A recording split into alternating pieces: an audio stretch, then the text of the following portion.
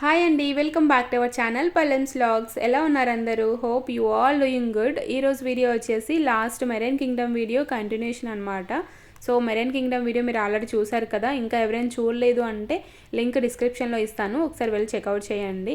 చాలా బాగుంటుంది. మీ పిల్లల్ని కూడా తీసుకెళ్ళండి. అంటే ఒక ప్లేస్లో మనం అన్నీ చూపించవచ్చు అనమాట వాళ్ళకి. బీచ్, మెరైన్ కింగ్డమ్, ఇంకా వాటర్ వరల్డ్ ఇవన్నీ ఒకే దగ్గర ఉంటాయి అనమాట.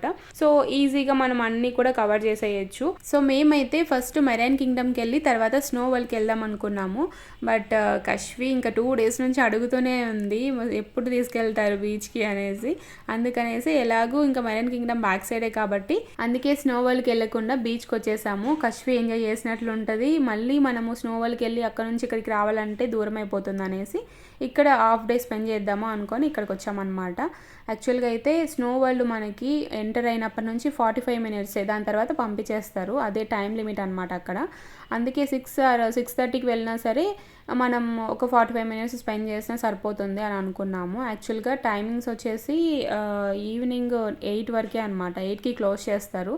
సో 45 minutes కాబట్టి 8 లోపల మనం వెళ్ళి రావచ్చు, పెద్ద ప్రాబ్లం ఏమి లేదనేసి బీచ్కి వచ్చేసాం అనమాట. బీచ్లో అయితే కశ్వి చాలా అంటే చాలా ఎంజాయ్ చేసింది. ఇక వాటర్ వరల్డ్ విషయానికి వస్తే మార్నింగ్ వెళ్తే ఈవినింగ్ వరకు మనము వాటర్ గేమ్స్ అన్నీ ఆడుకోవచ్చు. అంటే కంప్లీట్గా అన్ని గేమ్స్ ఆడుకోవచ్చు, ఎంజాయ్ చేసినట్లు ఉంటుంది పిల్లలు కూడా. కానీ ఆఫ్టర్నూన్ నుంచి వెళ్తే మనము అన్నీ కవర్ చేయలేము కదా అనేసి మేము వెళ్ళలేదు. అండ్ ఇంకొక రీజన్ ఏంటంటే మేము వెళ్ళినప్పుడు చెన్నైకి ఫుల్ వర్షాలు పడుతున్నాయి. సో ఇలాంటి క్లైమేట్ ఉన్నప్పుడు ఇంకా వాటర్ వరల్డ్కి తీసుకెళ్ళి ఎందుకు ఊరికే రిస్క్ అనేసి మేము వెళ్ళలేదన్నమాట. వాటర్ వరల్డ్ అంటే ఇంకా తిరుపతిలో కూడా ఉంది కాబట్టి పెద్ద ప్రాబ్లం లేదు, ఎప్పుడైనా వెళ్ళొచ్చులే అనేసి వెళ్ళలేదన్నమాట.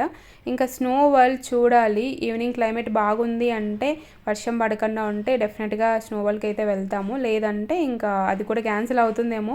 వెళ్తామో లేదో మీరే చూడండి. వీడియో అయితే కంటిన్యూ చేయండి స్కిప్ చేయకుండా. నార్మల్గా బీచ్ అంటే ఎక్కువ క్రౌడ్ ఉంటారు అండ్ సీ ఫుడ్, ఇంకా పిల్లలకి సంబంధించిన టాయ్స్, ఐస్ క్రీమ్స్, స్నాక్స్ ఇలాంటివి చాలా ఉంటాయి కదా. బట్ ఈ మెరైన్ కింగ్డమ్ బ్యాక్ సైడ్ ఎలా అంటే చాలా పీస్ఫుల్గా ఉంటుంది, క్రౌడ్ ఉండదు, అలాంటి స్టాల్స్ ఏమి ఉండవు.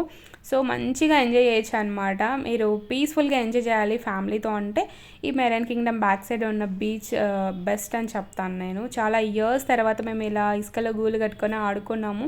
నాకైతే చిన్నప్పటి మెమరీస్ అన్నీ గుర్తొచ్చాయన్నమాట. కశ్వి కూడా చాలా ఎంజాయ్ చేసింది. బీచ్కి వెళ్ళినప్పుడు వాటర్తో ఇసుకలో ఇలా ఇల్లు కట్టి ఆడుకోవడం నాకు చాలా ఇష్టం. సో మీలో ఎంతమందికి ఇష్టమో కమెంట్ చేయండి. బీచ్లో టాయ్స్ లేవు అంటే పిల్లలు చాలా బాగా ఆడుకుంటారు నేచర్తో. సో మేమైతే 6 o'clock వరకు ఆడుకున్నాం. తర్వాత ఇంకా రైన్ స్టార్ట్ అయిపోయింది. ఇంకా రూమ్కి వెళ్ళేసి ఫ్రెష్ అప్ అయిపోయి డిన్నర్ కోసం పక్కనే ఉన్న హోటల్కి వెళ్ళాము. ఇక్కడ ఫుడ్ బాగుంటుందని చెప్తే కశ్వి యాజ్ యూజువల్ స్టార్ట్ చేసింది నాకు ఫుడ్ వద్దు అనేసి. బట్ ఇక్కడ సాంబార్ బాగుంటుంది కదా, చెన్నై సాంబారు నచ్చింది, దానికి తినేదనమాట. యాక్చువల్గా మేము చెన్నైకి ట్రిప్ కోసం రాలేదండి, మా ఆయన ఫ్రెండ్ మ్యారేజ్కి వచ్చామన్నమాట. సో పెళ్ళికొడుకు మా కోసం బుక్ చేసిన రూమ్ ఇది. చాలా బాగుండే. ఎలాగూ చెన్నైకి వచ్చాము కదా అనేసి మ్యారేజ్ అయిపోయిన తర్వాత ఇంకా కశ్వికి బీచ్, ఇంకా మెరైన్ కింగ్డమ్ ఇలాంటి కొన్ని ప్లేసెస్ అయితే చూపిద్దాం అనుకున్నాము. ఈవినింగ్ నుంచి ఫుల్గా వర్షం పడుతూనే ఉంది, ఆగట్లేదు అసలు. అందుకే స్నో వరల్డ్ అయితే క్యాన్సిల్ చేసుకున్నాము. బట్ రూమ్లో కూర్చొని ఉండాలంటే ఎంతసేపు బోర్ కదా. అందుకే షాపింగ్ అన్నా తీసుకెళ్ళమని అడిగాను మా ఆయన్ని. వర్షం పడుతుంది, ఫుల్గా రోడ్లన్నీ బ్లాక్ అయిపోయాయి. సో ఇలాంటి టైంలో కూడా నీకు షాపింగ్ అవసరమా అని అడిగారు. దానికి ఇంకేం ఆన్సర్ ఇస్తాం చెప్పండి, వర్షం పడుతుంది కాబట్టి ఏం అనలేము.